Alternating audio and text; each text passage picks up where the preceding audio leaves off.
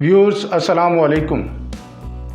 आज का हमारा टॉपिक है कि अपने चैनल से अगर कोई हम वीडियो हटाना चाहते हैं, उसको डिलीट करना चाहते हैं, रिमूव करना चाहते हैं, तो उसका क्या वे होगा।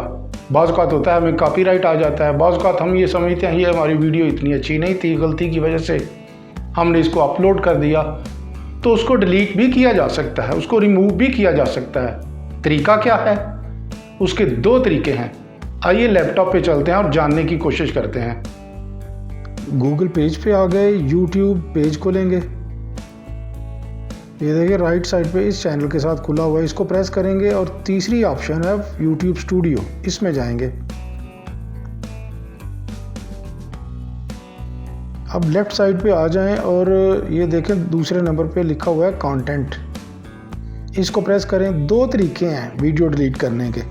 नंबर एक तो ये है कि जो वीडियोस आप डिलीट करना चाहते हैं उनको आप चेक करते जाएं। ये देखें साइड बॉक्स में चेक करें और आप टॉप पे देखें मोर एक्शंस लिखा हुआ है राइट साइड पे, इसको प्रेस करें।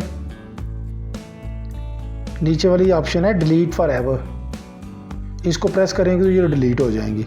दूसरा तरीका ये है कि जिस वीडियो को करना चाहते हैं उसके साइड में देखें राइट साइड पे 3 डॉट्स बने हुए हैं, इसको प्रेस करें।